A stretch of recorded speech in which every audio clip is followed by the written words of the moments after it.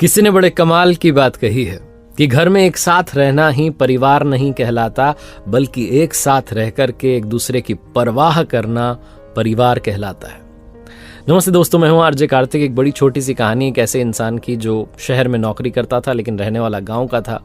6-8 महीने में गांव का चक्कर लगता था, गांव वालों से मिलकर आता था, घर वालों से मिलकर आता था। लेकिन इस बार ज्यादा समय लग गया। 10 महीने के बाद वो गांव लौटा। जैसे ही गांव में आया तो हल्ला हो गया, घर घर बात फैल गई। इसके घर तक भी बात पहुंच गई। इसकी माँ इंतजार कर रही थी। गांव में दोस्तों से मिलते मिलाते आखिरकार घर पहुंचा। माँ आंगन में थी, जाकर के प्रणाम किया और माँ के हाथ में बैग में से निकाल करके मिठाई का डिब्बा रख दिया। माँ ने कहा, बेटा ये क्या है? कहने लगा, आपकी जो पसंदीदा मिठाई है वो लेकर के आया हूँ। तो माँ की आदत होती है पूछने की, कितने रुपए की आई? तो बेटे ने कहा 350 रुपये की आई। माँ भड़क गई, गुस्सा हो गई। इतने पैसे खर्च करने की क्या जरूरत थी? देख रहा है कितना पतला दुबला हो गया है। खुद के लिए फल खरीद लेता, फ्रूट्स खरीद लेता, अंगूर खरीदता, सेब खरीदता, आम खरीदता, कुछ तो खाता। कितना पतला दुबला हो गया शहर में रह के। बेटा कहने लगा कि मैं 12 घंटे काम करता हूँ माँ, 12 घंटे की नौकरी होती है, आप नहीं समझोगी। आप मिठाई खाओ ना, आपके लिए लाया हूँ। पूरे घर में उसने मिठाई सबको बांट दी, खिला दी।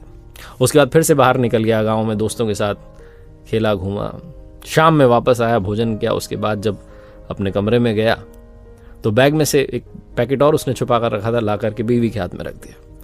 बीवी ने कहा, क्या है? तो कहने लगा कि चॉकलेट है।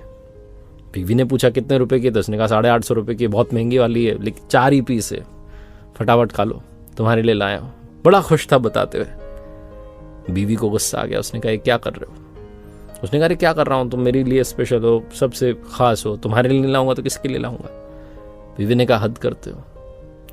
तुम्हारी माँ जो कि 350 के मिठाई के डिब्बे के लिए तुम्हें कह रही थी कि अपने ऊपर खर्च करो, और बेटा जो है मेरे लिए 850 की चॉकलेट ला रहा है। उस पति ने कहा, अरे तुम्हारे लिए तो लाऊंगा, किसके लिए लाऊंगा? तुम खाओ ना, 4 पीस हैं, फटाफट खा लो। तो पत्नी ने कहा, सबको बांट करके नहीं खिला सकते थे? घर में कितने लोग हैं? अम्मा हैं, बाबूजी हैं, भाई साहब हैं, भाभी जी हैं, बच्चे हैं।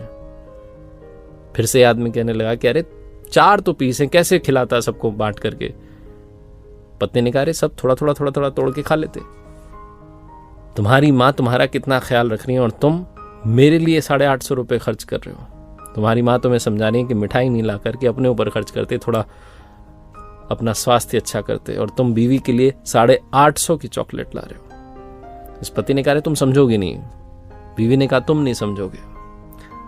तुम्हें इस लायक बनाया कि मुझसे शादी हो सके किसने? तुम्हारे अम्मा बाबूजी ने। जब तुम्हें कुछ ज्ञान नहीं था, जब तुम अबोध बच्चे थे, तब से लेकर के जवानी तक पढ़ाया लिखाया, काबिल बनाया किसने? तुम्हारे अम्मा बाबूजी ने। और तुम उनकी जगह मुझे इतना महंगा तोहफा दे रहे हो, वो भी तब जबकि तुम्हें पता है घर के हालात क्या है। अब ये जो चॉकलेट का डिब्बा है ये सुबह खुलेगा और ये 4 जो पीस हैं सबके साथ मिल बांट करके खाएंगे। तुम जरा सोचो कि कल को जब हमारा बच्चा होगा वो हमारे साथ ऐसा व्यवहार करेगा तो हमें कैसा लगेगा।